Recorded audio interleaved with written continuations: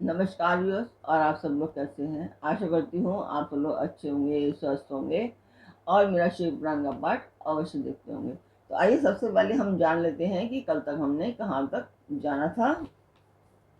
कल तक मैंने आपको कुछ श्लोक बताए थे कि हमें स्वाहा जो होता है उन उच्चारण करना चाहिए। जैसे ओम परमात्मने नमः स्वाहा, ओम प्रजापतये नमः स्वाहा। कल गलती हो गई मुझसे। मैं कल पाठ नहीं आया था, एक्चुअली परसों आया था। तो परसों जहाँ तक मैंने बताया था मैं वहाँ तक कहना चाहती हूँ। तो अब मैं आपको बता दूं कि ये पाठ एक शुभ कार्य है, मंदिर के लिए कर रही हूँ और इसमें मैं आप सब लोगों का सहयोग चाहती हूँ कि आप सब लोग सहयोग करें ताकि मेरा ये उद्देश्य मैं पूर्ण कर लूँ।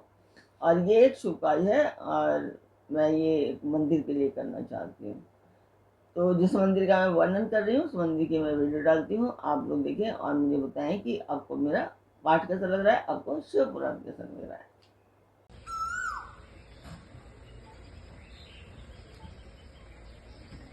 तो मंदिर की वीडियो आपने देखी, आपको पाठ कैसा लग रहा है कमेंट बॉक्स में मुझे अवश्य बताएं। तो अब हम चलते हैं आज के पाठ पर। स्वागत करती हूँ मैं आप सभी का अपने इस कार्यक्रम शिव पुराण में। शिव पुराण की ये अभी कैलाश संहिता चल रही है और कैलाश संहिता में आज आप सुनेंगे संन्यास ग्रहण की शास्त्रीय विधि, जिसमें होगा गणपति पूजन और होम।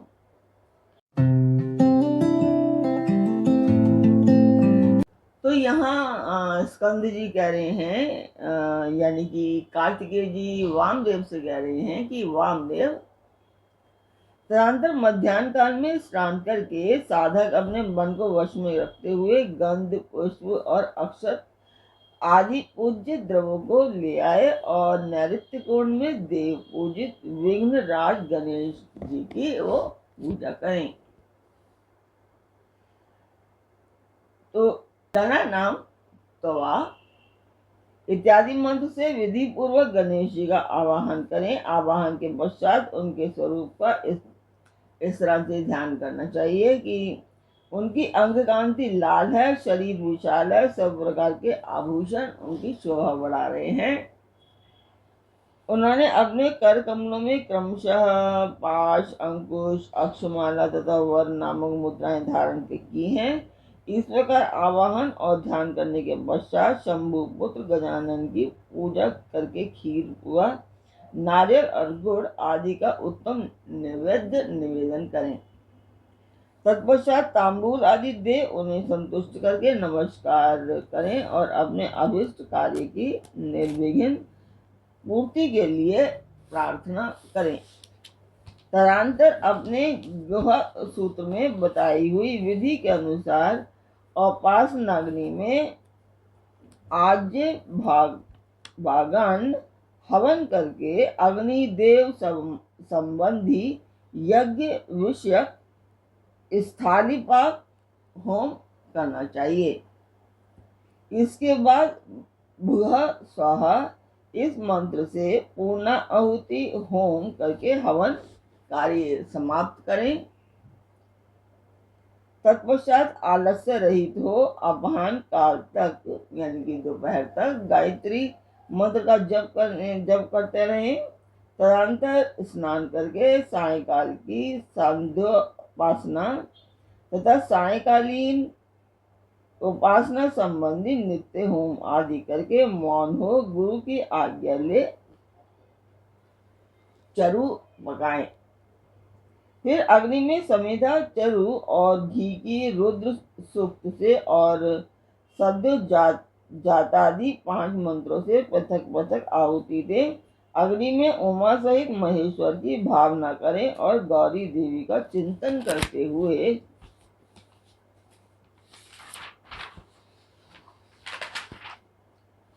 गौरी मिमाएं इस मंत्र से 108 होम करके अग्नि स्वस्ति कृते स्वाहा इस मंत्र से एक बार आहुति दें।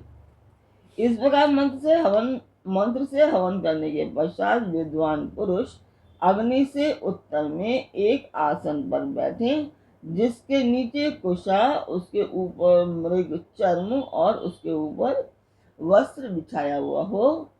ऐसे सुखद आसन पर बैठकर मौन भाव से सुस्थिर चित्त हो जागरण पूर्वक ब्रह्म मुहूर्त आने तक गायत्री मंत्र का जप करता रहे।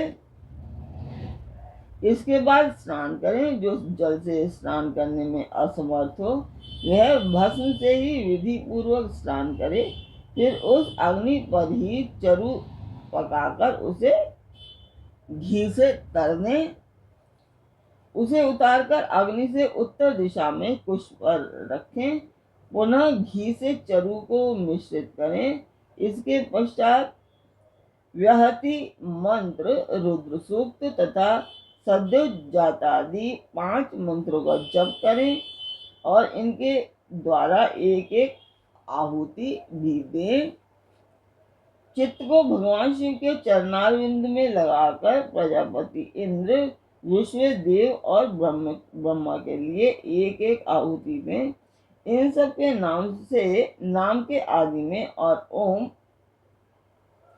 में ओम और अंत में नमः स्वाहा चतुर्थ्यंत उच्चारण करें।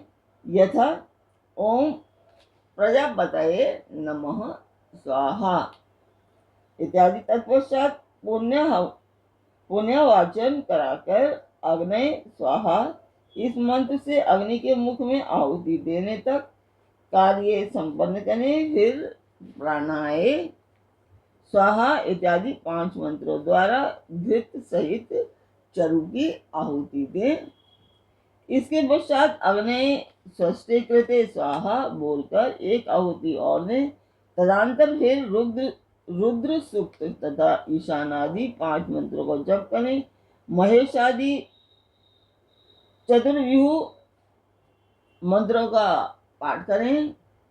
इस प्रकार तंत्र होम करके अपनी गुहा शाखा में बताई हुई पद्धति के अनुसार उन देवताओं के उद्देश्य से बुद्धिमान पुरुष सांग होम करें।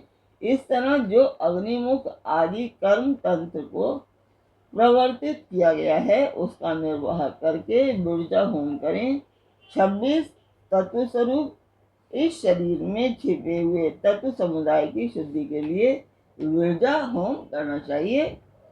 उस समय यह कहें कि मेरे शरीर में जो ये तत्व हैं इन सब की शुद्धि हो।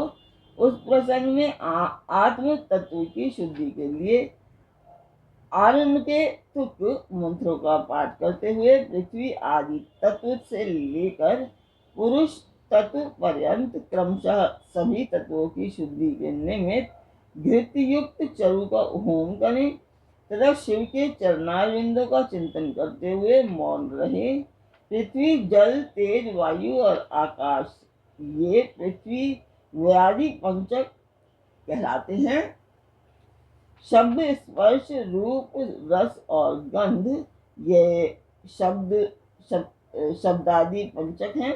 वाक, पानी, पाद, आयु तथा उपस्थ ये वागादि पंचक हैं।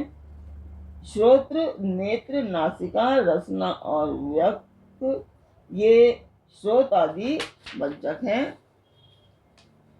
सिर, पार्श्व, पृष्ठ और उदर ये 4 हैं। इनमें जंघा को भी जोड़ दें। फिर त्वक आदि 7 धातुएं हैं। प्राण, अपान आदि 5 वायु को प्राणादि पंचक कहा गया है।